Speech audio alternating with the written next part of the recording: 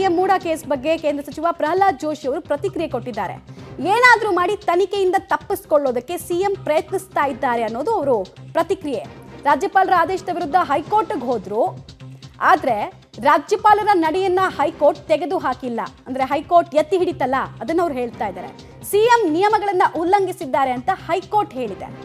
ಅದ್ಯಾಗೂ ಸಿದ್ದರಾಮಯ್ಯ ಅಧಿಕಾರದಲ್ಲಿ ಮುಂದುವರಿತಾ ಇರೋದೇ ಅನೈತಿಕತೆ. ಇದು ಮೈಸೂರಿನಲ್ಲಿ ಕೇಂದ್ರ ಸಚಿವ ಪ್ರಹ್ಲಾದ್ ಜೋಶಿ ಅವರು ಮುಖ್ಯಮಂತ್ರಿಗಳ ವಿರುದ್ಧ ವಾಗ್ದಾಳಿ ನಡೆಸ್ತಾ ಇರುವಂತಹ ರೀತಿ.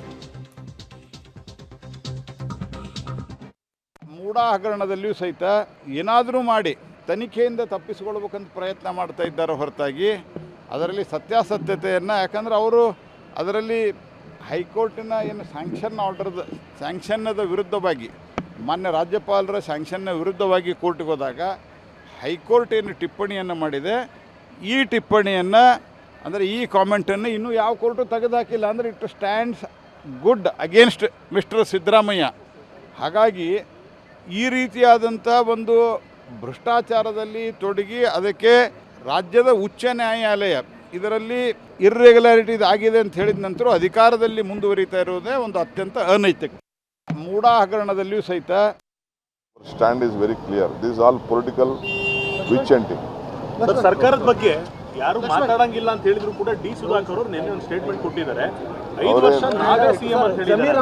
ಅವ್ರು ಯಾರು ಏನು ಮಾತಾಡಿಲ್ಲ ಬಿಡಿ, ಅವರೆಲ್ಲ ಯಾರು ಏನು ಮಾತಾಡೋದಿಲ್ಲ. ಓಕೆ, ಒಂದ್ ಕಡೆಗೆ ಪ್ರಹ್ಲಾದ್ ಜೋಶಿ ಅವರು ವಾಗ್ದಾಳಿಯನ್ನು ನಡೆಸಿದ್ದಾರೆ ಸಿದ್ದರಾಮಯ್ಯ ವಿರುದ್ಧ, ಇನ್ನೊಂದು ಕಡೆಗೆ ಡಿ.ಕೆ. ಶಿವಕುಮಾರ್ ಅವರು ಇದೆಲ್ಲ ರಾಜಕೀಯ ಷಡ್ಯಂತ್ರ, ದುರುದ್ದೇಶ ಪೂರಿತ ಅಂತೆಲ್ಲ ಇವತ್ತಿನ ಬೆಳವಣಿಗೆಗೆ ಸಂಬಂಧಪಟ್ಟಂತೆ ಕೂಡ ಹೇಳೋದ್ರ ಮೂಲಕ ಸಿಎಂ ಬೆನ್ನಿಗೆ ನಿಲ್ಲುವಂತಹ ಕೆಲಸವನ್ನು ಮಾಡ್ತಾ ಇದ್ದಾರೆ. ಸೊ ಬಹಳ ಇಂಟ್ರೆಸ್ಟಿಂಗ್ ಆಗಿರುವಂತಹ ಘಟ್ಟದಲ್ಲಿ ಇಡೀ ಪ್ರಕರಣ ಬಂದು ತಲುಪಿದೆ.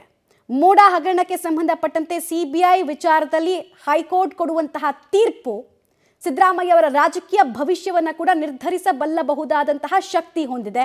ಹೀಗಾಗಿ ತುಂಬ ಕ್ರೂಷಿಯಲ್ ಆಗ್ತಾ ಇದೆ. ಸಂಜೆ ತನಕ ಯಾವುದೇ ಪೂರ್ವ ನಿಗದಿತ ಕಾರ್ಯಕ್ರಮಗಳು ಕೂಡ ಮುಖ್ಯಮಂತ್ರಿಗಳಿಗೆ ಇಲ್ಲ. ಇವತ್ತು ಇಂಟ್ರೆಸ್ಟಿಂಗ್ ಅದು. ಈ ಎಲ್ಲ ಇವತ್ತಿನ ಡೆವಲಪ್ಮೆಂಟ್ ಎಷ್ಟು ಇಂಪಾರ್ಟೆಂಟ್ ಅವರಿಗೆ ಅನ್ನೋದು ಈ ಎಲ್ಲ ಡೆವಲಪ್ಮೆಂಟ್ಗಳು ಕೂಡ ತೋರಿಸ್ತಾ ಇದೆ. ಇನ್ನೊಂದು ಕಡೆಗೆ ಕೌಂಟರ್ ಆರ್ಗ್ಯುಮೆಂಟನ್ನು ಮಾಡ್ತಾ ಪ್ರೊಸೀಜರಲ್ ಲ್ಯಾಪ್ಸ್ ಬಗ್ಗೆ ಮತ್ತೆ ಕೋರ್ಟ್ ಗಮನಕ್ಕೆ ತರುವಂತಹ ಪ್ರಯತ್ನ ಆಗ್ತಾ ಇದೆ. ರಾಜಕೀಯ ನಾಯಕರು ಕೂಡ ಮುಗಿ ಬೀಳ್ತಾ ಇದ್ದಾರೆ ಸಿದ್ದರಾಮಯ್ಯ ವಿರುದ್ಧ. ಪ್ರತಿಪಕ್ಷಗಳಿಗೆ ಸಹಜವಾಗಿ ಎಲ್ಲ ಡೆವಲಪ್ಮೆಂಟ್ ಅಸ್ತ್ರವಾಗಿ ಪರಿಣಮಿಸ್ತಾ ಇದೆ. ಏನೆಲ್ಲ ಆಗುತ್ತೆ ಮುಂದಿನ ಹಂತದಲ್ಲಿ ಅನ್ನೋದನ್ನ ನಾವು ನೋಡಬೇಕಾಗತ್ತೆ. ಬಟ್ ವೆರಿ ಇಂಟ್ರೆಸ್ಟಿಂಗ್ ಆರ್ಗ್ಯುಮೆಂಟ್ ಆಗಿದೆ. ಅದಕ್ಕೆ ಅಷ್ಟೇ ಇಂಟ್ರೆಸ್ಟಿಂಗ್ ಕೌಂಟರ್ ಆರ್ಗ್ಯುಮೆಂಟ್ ಮಾಡಿದಾಗ ಮಾತ್ರ ಏನಾಗುತ್ತೆ ಅನ್ನೋದು ನೋಡ್ಬೋದು ನಾವು. ರಿಲೀಫ್ ಸಿಗುತ್ತಾ, ಏನು ಕತೆ ಅಂತ. ಇಡಿಯಿಂದ ನೋಟಿಸು, ಸಿಎಂ ಪತ್ನಿಗೆ ಹೋಗಿರೋದು, ಈ ವಿಚಾರದಲ್ಲೂ ಕೂಡ ಕುತೂಹಲ ಇದೆ.